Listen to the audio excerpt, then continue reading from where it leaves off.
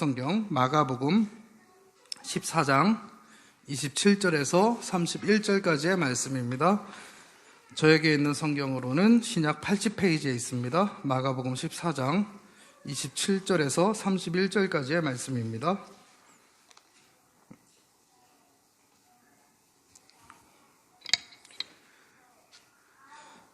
저 여러분 한 절씩 교독하고 마지막 절은 같이 읽습니다. 예수께서 제자들에게 이르시되 너희가 다 나를 버리리라. 이는 기록된 바 내가 목자를 치리니 양들이 흩어지리라 하였음이니라. 그러나 내가 살아난 후에 너희보다 먼저 갈릴리로 가리라. 베드로가 여짜오되 다 버릴지라도 나는 그리하지 않겠나이다. 예수께서 이르시되 내가 진실로 내게 이르노니 오늘 이 밤 닭이 두 벌 울기 전에 내가 세 번 나를 부인하리라. 같이 읽습니다.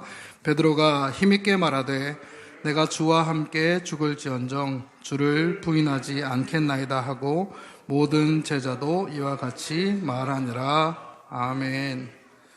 할렐루야.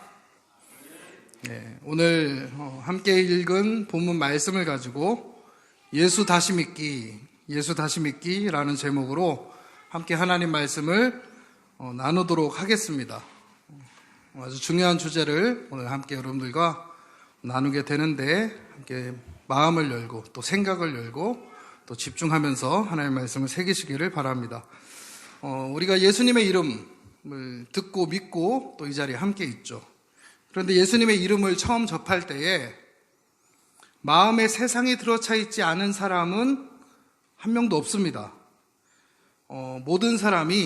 아마도 모든 사람이 이 세상을 좋아하는 상태에서 그런 상태 마음가짐을 가지고 예수님의 이름을 처음 접하게 된다는 말입니다. 그러니까 따라서 처음부터 세상을 떠나려는 마음을 가지고 예수님을 믿는 것이 아니라면, 그렇다면 그런 사람들은 모두가 다 예수님을 다시 믿는 과정은 꼭 필요합니다. 이해가 되셨습니까? 다시 할까요? 어렵습니까? 이해가 되셨어요? 세상을 떠나려고 예수님을 믿은 상태가 아니라면, 그렇지 않다면, 세상을 여전히 가지고 있다면 예수님 다시 믿는 과정은 꼭 필요하다는 말씀이에요. 이제 이해가 되셨죠? 자, 터키를 비롯한 이 중동 지역의 대부분은 현재 이슬람교를 믿고 있습니다. 그런데 이곳들은 초대 기독교의 성지이기도 합니다. 그러면 대체 왜 이들 지역이 이슬람교로 뒤집히게 된 것일까요? 기독교 역사의 주축을 이루고 있었던 유럽 또한 마찬가지입니다. 유럽의 기독교는 지금 전혀 맥을 못 추고 있어요. 기독교 문화만이 남아있을 뿐 복음의 생동감은 유럽에서 죽은 지 오래되었습니다. 우리 대한민국의 교인 숫자도 1200만이라는 이 숫자를 정점으로 떨어지기 시작해서 현재는 600만 정도라고 합니다.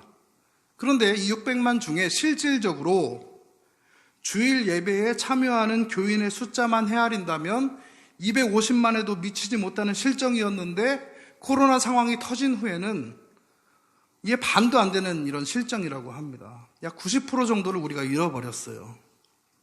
이렇게 예수를 믿는다고는 하지만 예배당에는 출석하지 않는 사람들을 우리는 어느 때부턴가 가나안 교인 이렇게 말하죠.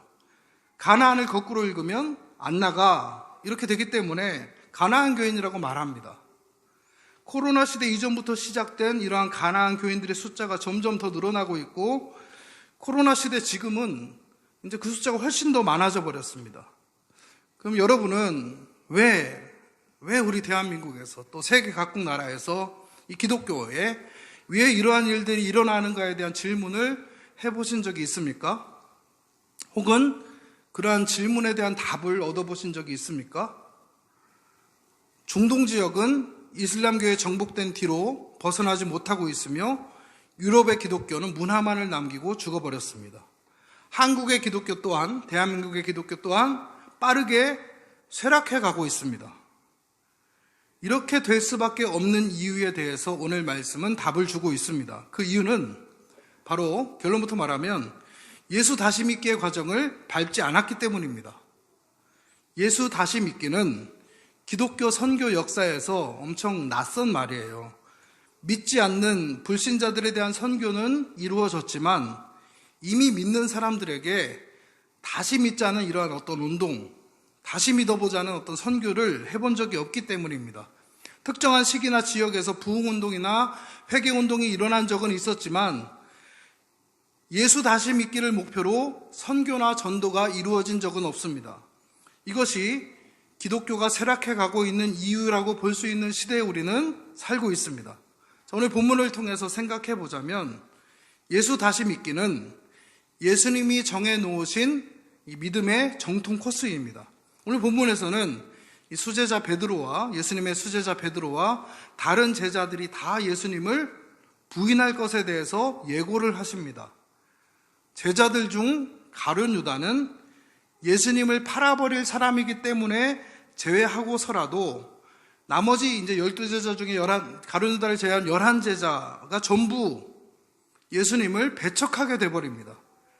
그런데 예수님께서는 이 제자들에게 3년 동안 동고동락했던 이 제자들에게 이렇게 배신을 당하고서도 부활하셔서 다시 제자들을 찾아오셨을 때 단 한마디도 뭐라고 나무라지를 않으셨습니다.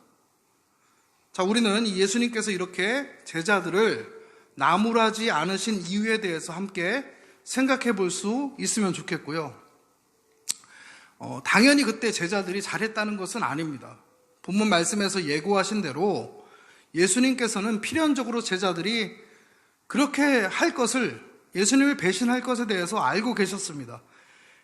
그리고 그 부인하는 과정이 진짜 예수를 다시 믿기 위한, 진짜 예수를 믿기 위한 과정에 포함되어 있음도 예수님은 알고 계셨습니다. 제자들이 그 당시에 그러했듯이 우리가 깨닫지 못했을 뿐입니다. 앞서 예수님 다시 믿는 과정, 예수 다시 믿기의 과정은 꼭 필요하다고 말씀을 드렸었습니다. 그 이유는 우리가 예수님의 이름을 처음 불렀을 때의 그 마음 상태, 아직 세상을 버리지 못한 상태를 말하는 것이죠.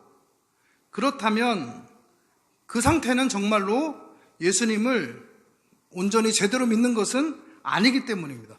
그러한 상태의 크리스찬이, 그런 상태들의 크리스찬만 계속 많아진다면 역사를 통해 증명되었듯이 그러한 기독교는 당연히 쇠락하여 사라지게 되고 우리 대한민국 또한 유럽처럼 될 수 있을지도 모르겠습니다. 자, 다만 애초에 세상을 버리기 위해 예수님을 믿는 것이라면, 세상을 버리기 위해, 세상을 마음에서 떠나고 예수님만을 따르기 위해서 예수님을 믿은 것이라면 그 믿음은 지속돼야 되겠죠. 자, 요한계시록 2장 4절에 보면 에베소 교회에 대한 말씀이 나오는데, 그러나 너를 책망할 것이 있나니 너의 처음 사랑을 버렸느니라, 이렇게 말씀하고 계십니다. 이 처음 사랑이 바로 처음부터 세상을 깡그리 버리기 위해 예수님의 이름을 부른 믿음이라고 할 수가 있습니다. 그러나 일반적인 경우에 세상을 버리기 위해 예수님의 이름을 부르는 사람은 거의 없습니다. 전도 받은 대로 그냥 아무 저항 없이 예수님의 이름을 부르기 때문에 모든 사람은 예외 없이 예수님을 다시 믿어야 합니다.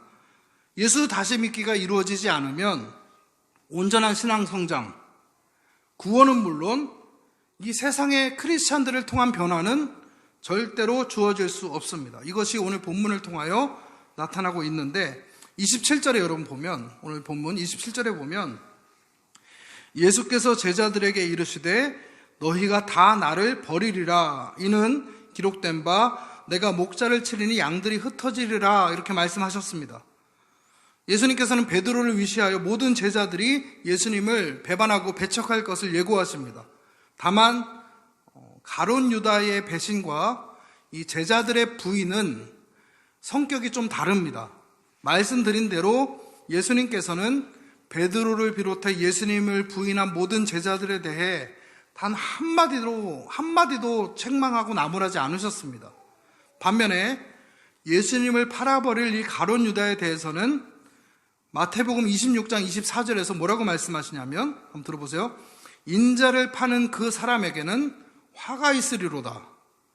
그 사람은 차라리 태어나지 아니하였더라면 제게 좋을 뻔하였느니라. 나를 파는 그 사람, 가룟 유다에게는 심판이 있을 것이고, 나를 판 그 사람은 차라리 태어나지 않았으면 좋았겠다, 이렇게 말씀하셨던 거예요. 태어나지 않았던 편이 나았다는 것은 어떻게 보면 큰 혹독한 저주의 말씀이라고 볼 수 있습니다.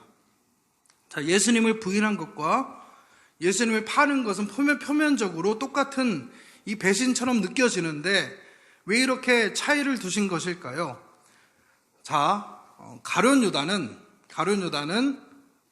예수님을 만나기 전에 이미 확고한 비전을 가지고 있었습니다. 그리고 그 비전을 위해서 헌신하는 사람이었습니다. 당시 이스라엘은, 그 당시 예수님의 시대에 당시 이스라엘은 로마의 식민지였잖아요. 가룟 유다의 비전이 뭐였냐? 그것은 이스라엘이 로마 식민지로부터 독립하는 것이었고, 다윗 왕국을 재현하는 것이었으며, 그 대업에 자기가 이제 참여하게 됨으로써 이 권력과 재물을 얻고자 했던 것입니다. 이 가룟 유다는 그런 마음을 품은 상태에서 예수님을 만났고 의도적으로 제자가 된 거예요. 예수님을 통해서 자신이 꿈꿨던 이 대업이 이루어질 수 있겠다라는 어떤 믿음, 비전이 생긴 겁니다. 더 확고하게. 자, 한편 이 가룟 유다와 다르게 다른 제자들, 한편 예수님을 부인한 이 다른 제자들은 예수님을 만나기 전에 특별한 어떤 이런 꿈, 비전이 없었어요. 그저 그냥 매일 먹고 사는 것을 인생의 과제로 삼고 그냥 하루하루 살았습니다. 마태 같은 경우에는 이 세리였기 때문에 상대적으로 다른 제자들에 비해서 경제적으로는 여유가 있었을지 모르겠지만, 사회적으로 보면 세리는 매국노이자 죄인이라는 이 낙인이 찍혀 있었기 때문에 굉장히 보람없게 살았습니다. 사람들의 따가운 시선을 받으면서. 자, 이런 제자들, 물론 이런 제자들에게도 어떤 나라의 독립과 다윗 왕국의 재현이라는 소망이 없지는 않았을 것입니다. 이것은 당시 이스라엘 사람들의 모든 보편적인 사람들의 보편적인 바람이었기 때문이죠. 그러나 다른 제자들은 가룟 유다처럼 이러한 일에 주체적으로 참여하며 헌신하려 했던 사람들은 아니었어요. 그런데 이렇게 비전이 없었던 이 제자들이 나중에 보면, 예수님과 지내다 보면서 서로 누가 높은 자리를 차지할 것인가를 두고, 누가 더 크냐, 내가 더 크냐 하면서 서로 싸우고 다투기까지 합니다. 이들은 분명히 예수님의 제자로 지내면서 점차 다윗 왕국 재현에 참여하게 되리라는 분명한 의식을 갖게 되었던 것입니다. 자, 그렇게 세상에 대한 소망을 갖게 되기 시작한 시점이, 자, 가룟 유다는 예수님을 만나기 전부터였고, 다른 제자들은 예수님을 만난 후에 생겼다는 차이점이 있습니다. 자, 제자들은 예수님의 능력을 보고 비로소 세상에 대한 계획과 비전을 갖게 되었다는 것이에요. 가룟 유다에게서 예수님을 빼면 원래 자기가 갖고 있었던 꿈과 비전, 세상을 향한 꿈과 비전이 가룟 유다에게 남게 되죠. 하지만 제자들에게서 예수님을 빼면 아무것도 남지 않습니다. 이해가 되셔야 돼요. 네, 이해가 되시죠? 제자들이 갖게 된 나라의 독립과 다윗 왕국의 재현, 그리고 자신들이 이제 고관 대작의 자리, 높은 자리에 오르는 꿈은 온전히 예수님의 능력에 기인한 것이기 때문입니다. 그런데 예수님께서는 십자가에서 죽으실 것을 예고하셨고, 실제로 붙잡히게 되자 제자들에게는 이제 아무것도 남지 않게 되어버린 거예요. 꿈과 비전을 갖기는 고사하고 이제는 내 목숨이라도 부지해야 되는 이 공포의 상황이 된 것입니다. 자, 이러한 가룟 유다와 11 제자들의 차이가 우리 신앙생활의 모습에서도 발견될 수가 있습니다. 가룟 유다는 몸으로는 예수님을 따랐지만 진정 마음으로는 예수님을 따랐던 적이 한 번도 없었습니다. 가룟 유다는 이미 헌신했던 자신의 인생의 비전을 위하여 예수님을 앞세웠습니다. 비유하자면 인생을 위해 예수님을 채용한 고용주의 입장이었던 것입니다. 가룟 유다가 고용주의 입장에서 예수님께 지불하던 월급은 예수님을 선생님이라고 부르고 시키는 대로 일을 하는 것이었습니다. 겉으로는 예수님을 따르는 제자였지만 속으로는 예수님을 부리는 고용주의 입장이었던 것입니다. 자, 우리 주변에도 이러한 신앙생활을 하는 사람들이 분명히 존재합니다. 입으로는 예수님을 주님이라 부르고 예수님이 좋고 예수님밖에 없다고 합니다. 예수님에 대해 온갖 칭찬과 존경 어린 수식어를 붙이지만 실제로 마음에서는 세상의 목적을 이루고자 예수님을 고용하고자 합니다. 한편 제자들은 말 그대로 예수님만 따르기만 하는 자들이었습니다. 예수님을 만나기 전에는 그냥 하루하루 살았어요. 대부분 직업이 어부고 그렇잖아요. 세상에 대한 꿈과 비전이 딱히 없었으니 예수님을 앞세울 어떤 것이 없었습니다. 다만 이들의 문제는 예수님을 따랐지만 예수님이 도달하시고자 한 목적지에 대해서 오해를 하고 있었다는 점입니다. 자, 오늘 본문 27절은 구약의 스가랴 13장 7절의 말씀을 인용하신 것인데요. 이렇게 써 있습니다. 만군의 여호와가 말하노라 칼아 깨어서 내 목자 내 짝된 자를 치라. 목자를 치면 양이 흩어지려니와 목자를 치면 양이 흩어지려니와. 이해가 되세요, 이 말씀? 예수님이 십자가에 가게 되면 이 양들, 제자들이 흩어진다는 말씀이죠. 작은 자들 위에는 내가 내 손을 들이우리라, 이런 예언의 말씀을 하셨어요.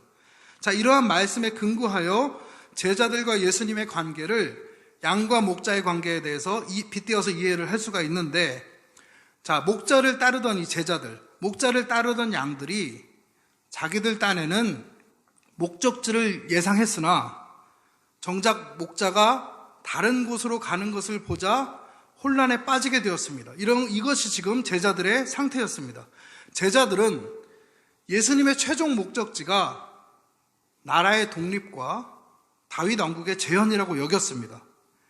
그리고 예수님이 왕 되실 때, 통일시키시고 해방시키시고 임금 되실 때 자기들은 예수님이 최측근이었기 때문에 최측근이었던 자신들은 높은 자리 한 자리 차지하는 것, 높은 자리, 고관 대작의 자리에, 벼슬 자리에 오르리라는 꿈을 갖게 되었습니다.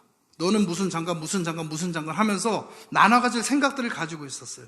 그러나 제자들이 마주하게 된 것은 이런 꿈과 비전의 실현이 아닌 십자가의 충격이었습니다. 그렇게 예수님께서 붙잡히시게 되자 모른다고 부인하고 십자가에서 죽으시는 상황을 보고는 뿔뿔이 흩어지게 됩니다. 자, 우리는 이 예수님의 십자가를 너무나 당연하게 생각하는 경향이 있습니다. 예수님의 십자가는 전 세계 사람들이 애용하는 이 목걸이 같은 어떤 장신구가 되어버렸습니다. 남미의 축구 선수들은 골을 넣으면 이렇게 성호를 긋고 또 이렇게 십자가를 존경하고 미화하게 됐죠. 그런데 당시에 제자들이 만난 십자가는 충격이자 공포 자체였습니다. 자, 예를 들어 어떤 사람이 돈을 빌리고 집을 팔아서 사업에 다 투자했습니다. 3년 동안을 그렇게 투자를 해서 이제 겨우 수익이 내지는 것처럼, 수익이 나오는 것처럼 이제 보입니다. 핑크빛 미래가 보이기 시작한 거예요. 그런데 갑자기 예상치 못한 악재로 인해서 이 사업이 풍비박산나게 되었습니다. 이제 길바닥에 나앉는 정도가 아니라 감옥에 끌려가게 생겼습니다. 사업 때문에. 자, 여러분께서 만약에 이러한 상황을 마주하게 되었다고 생각하시면 제자들이 마주한 이 십자가의 충격이 어느 정도였을지 조금이나마 체감하실 수 있을지 모르겠습니다. 이 제자들은 예수님의 죽음 앞에서 그야말로 이 생의 모든 것을 다 잃게 되었던 것입니다. 그렇게 목숨이나마 부지하고자 예수님을 모른다고 부인하게 됩니다. 여러분, 사순절 기간이잖아요. 예수님의 십자가를 묵상하는 기간. 우리의 신앙생활이 이 제자들과 같은 실수를 하지 않기 위해서는 반드시 예수님을 다시 믿는 과정이 있어야만 합니다. 모든 사람들은 세상에 좋은 것이 많다고 여기고 세상에서 주어진 것을 지키고자 합니다. 이러한 상태에서 예수님의 이름을 소개받게 됩니다. 그런데 에베소 교회의 교인들은 특수한 상황에 처해 있었습니다. 예수님을 믿으면, 예수님의 이름을 부르면 모든 재산을 박탈당하고 또 가족까지 다 잡혀 죽을 수 있는 그런 상황이었기 때문에 오직 세상을 등지겠다는 일념으로 예수님의 이름을 불렀습니다. 그런데 이러한 조건에서 예수님을 믿게 되는 사람은 거의 없습니다. 오히려 이 세상을 좋아하는 마음을 유지한 채로 예수님의 이름을 부르게 되는 경우가 대부분이라는 것입니다. 지금 우리가 코로나 상황을 겪으면서 이것이 각 교회마다 증명되고 있잖아요. 우리가 얘기는 안 해도. 이렇게 예수님의 이름을 부를 때에 또 제자들과 마찬가지로 오히려 세상에 대한 희망이 생겨날 수가 있습니다. 혹은 기존에 갖고 있었던 세상에 대한 꿈과 비전이 예수님을 통해서 성취되리라는 가룟 유다식의 희망을 갖게 되기도 합니다. 자, 본문에 근거해서 말씀드리자면 예수님을 우리가 제대로 믿기 위해서는 세상에서 오는 이 꿈과 비전을 버릴 수 있어야만 합니다. 이따 결단 찬양으로 우리가 부를 텐데 주보에 넣어놨죠. 이 오셔서 다스리소서, 좀 흔쾌한, 경쾌한 이 멜로디의 찬양인데 찬양 가사 중에 이런 가사가 있어서 제가 오늘 결단 찬양을 부르려 합니다. 주 오셔서 통치하소서, 헛된 나의 꿈 어둠 거두사, 내 모든 것 다 드리니 오셔서 다스리소서. 헛된 나의 꿈 어둠 거두시고 내 모든 것 다 드리겠으니 주님 나에게 오셔서 다스려 주옵소서 라는 이 기도가 찬양으로 불려지는 것이잖아요. 여러분, 사도 바울처럼 이 세상에서 이루었던 어떤 소망과 소원, 희망, 이런 모든 배경들을 사도 바울적으로는 배설물처럼 여겨서 짓밟고 버릴 수 있어야만 합니다. 그렇지 않으면 가룟 유다에게 하신 차라리 태어나지 아니하였더라면 제게 좋을 뻔하였느니라 라는 예수님의 말씀이 예수님의 이름을 부르는 우리들에게도 그대로 적용될 수 있기 때문입니다. 그러니까 여러분, 이 세상에 대한 꿈과 비전은 우리의 믿음과는 완전히 상극이에요. 믿음과 이 세상의 비전은 상극이란 말씀입니다. 찬양 가사처럼 주 오셔서 통치하소서, 헛된 나의 꿈 어둠 거두사, 내 모든 것 다 드리니 주님의 뜻대로 나를 다스려 주소서 라고 이렇게 고백할 수 있는 여러분들 다 되시기를 소망합니다. 그렇다면 제자들이 예상했던 것과는 달랐던 예수님의 목적지는 어디셨을까요? 십자가는 제자들에게 삶이 나락으로 떨어지는 충격적인 장소였습니다. 그러나 예수님께 십자가는 구원의 대업을 이루시기 위한 필수적인 관문이었습니다. 예수님이 도달하시고자 하셨던 최종 목적지는 이 세상 안에 있지 않았습니다.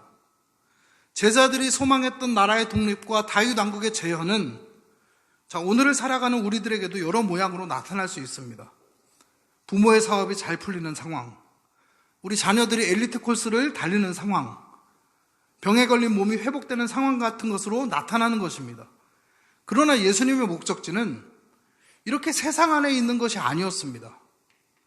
예수님의 목적지가 세상에 있지 않기 때문에 예수님을 믿는 사람도, 예수님을 따르는 제자라는 사람도, 제자가 되려는 사람도 예수님을 통해서 세상의 목적지를 따라갈 수는 없습니다.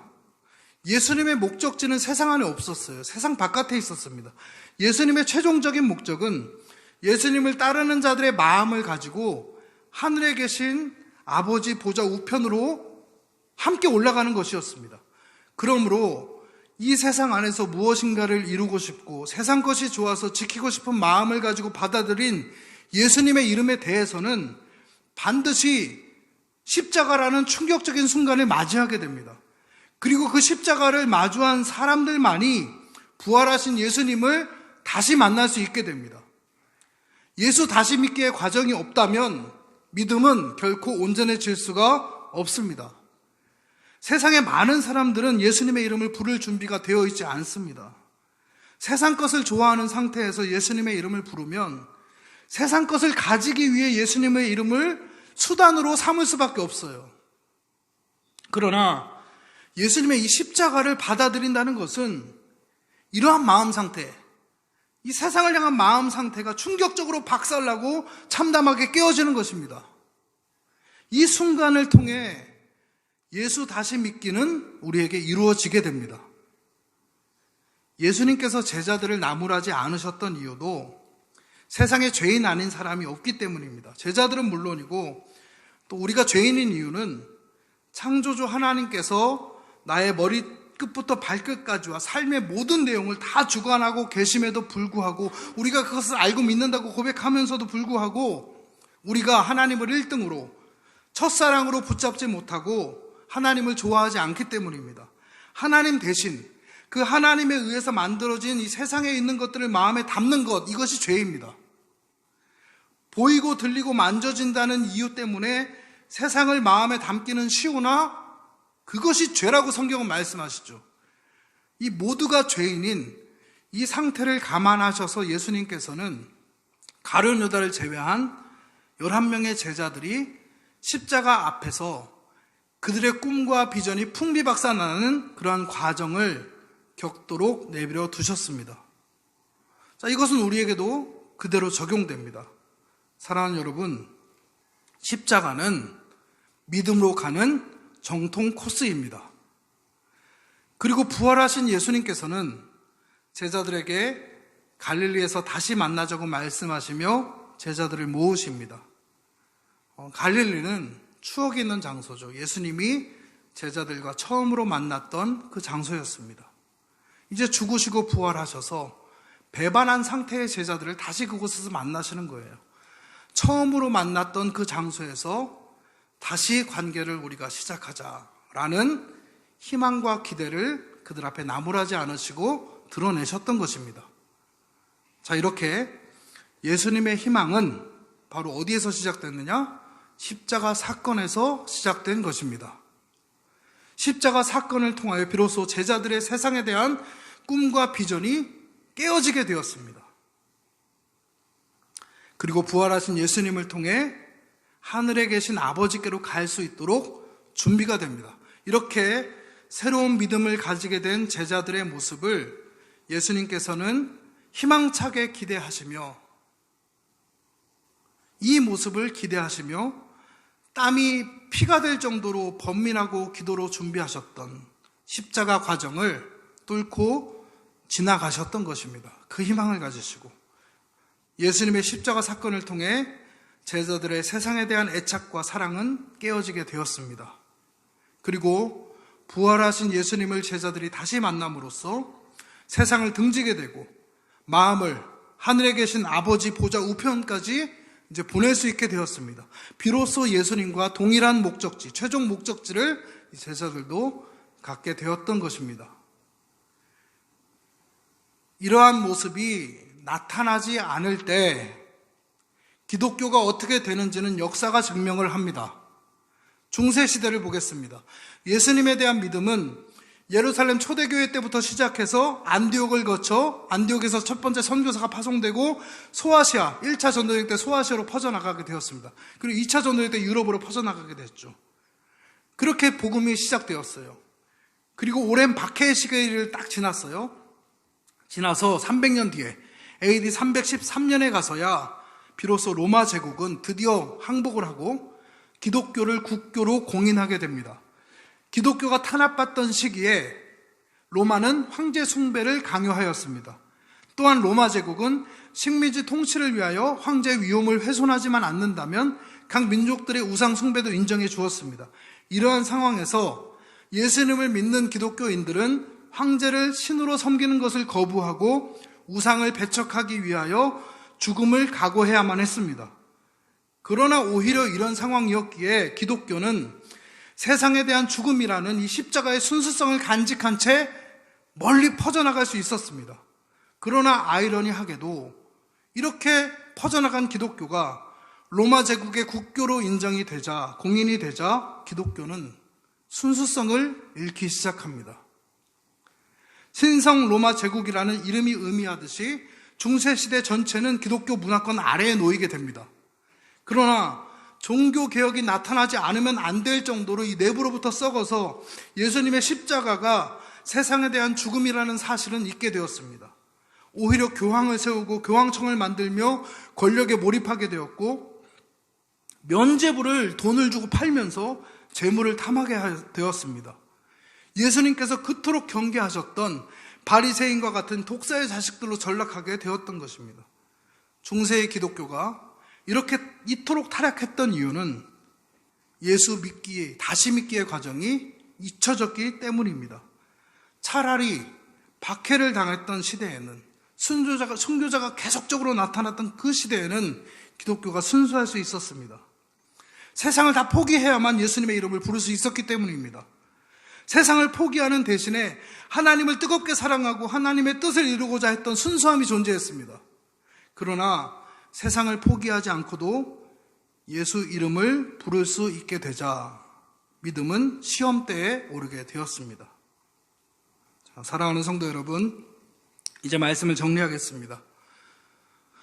지금 우리가 처한 상황도 이와 마찬가지입니다. 세상을 여전히 좋아하는 중에 예수 이름을 소개받게 됩니다.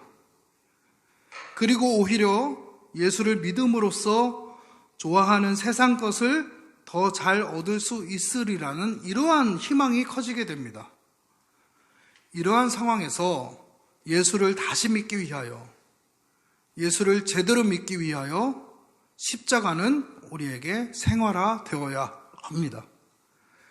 그러나 이러한 십자가는 생활화되지 못한 채 한 번 일어난 죄사함의 사건으로서만 기억되게 되었습니다.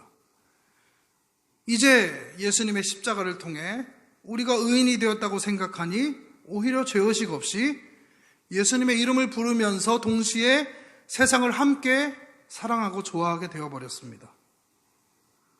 제자들은 십자가에서 부딪히고 충격을 받아 세상에 대한 꿈과 비전을 상실하게 되었습니다. 그리고 갈릴리에서 부활하신 예수님을 다시 만나 믿음을 회복하고 승천하신 예수님을 따라 마음을 하늘로 보낼 수 있게 되었고, 부활하신 예수님 이후에 그 제자들은 복음의 일꾼으로 정말로 멋지게 쓰임받게 됩니다. 다시 예수 믿기의 과정이 멋지게 이루어졌던 것입니다. 그러나 우리의 신앙생활에서 이러한 과정이 제거되고 말았습니다. 예수 다시 믿기가 이루어지지 않는 이유는 세상을 좋아하기 때문입니다. 예수 다시 믿기를 이룰 수 없다면 차라리 태어나지 아니하였더라면 제게 좋을 뻔하였느니라 라고 하는 이 저주의 말씀이 그대로 적용될 수밖에 없습니다. 여러분, 예수 다시 믿기는 우리 모두에게 이루어져야 될 줄로 믿습니다. 예수 믿읍시다 하면서 외치는 전도 운동만큼이나 예수 다시 믿읍시다 하는 이 말도 교회 안에서 함께 병행되어 나아가야 됩니다. 그래서 이 양육과 훈련이 너무 중요한 거예요. 다시 우리 기독교가 회복돼야 됩니다. 그것이 교회를 통해서 이루어져야 돼요. 수많은 성도들을 잃었습니다, 우리가. 예수 다시 믿지 않는 모든 사람들에게, 가룟 유다에게 내리신 저주는 그대로 임하게 될 수 있다는 것을 우리가 명심하기를 바랍니다. 겁주기 위해서 드리는 말씀이 아니고요, 우리가 같이 살기 위해서 드리는 말씀입니다. 지금 이 코로나 시대는 어쩌면 시험 때예요. 정말로 어쩌면 알곡과 쭉정이를 구별하기 위한 하나님의 방법일지도 모른다는 생각이 계속 듭니다. 십자가 생활화를 통하여 제자들이 받은 충격을 우리도 받고 세상을 떠나는 결심을 하시기를 바랍니다. 오늘도 예수님을 따라 세상을 등지고 하늘로 함께 올라갈 수 있기를 바랍니다. 십자가를 붙잡고 부활하시고 승천하신 이 예수님의 길을 따를 때에 마음이 떠난 이 세상의 삶은 반드시 하나님의 주권에 의해 다스려지게 될 것을 저는 약속드릴 수 있습니다. 예수 다시 믿기를 통하여 하늘을 목적지로 삼아서 우리가 세상을 떠나 하나님의 뜻을 이뤄가는 그 인생이 가장 멋진 인생 아니겠어요? 하나님의 뜻을 이뤄가는 가장 멋진 인생을 살아가는 우리 더 라이프의 모든 성도님들 다 되시기를 축원합니다. 헛된 나의 꿈 어둠 거두사 내 모든 것 다 드리니 오셔서 다스리소서. 이 찬양 아마 못 들어보신 분들 많이 있을 텐데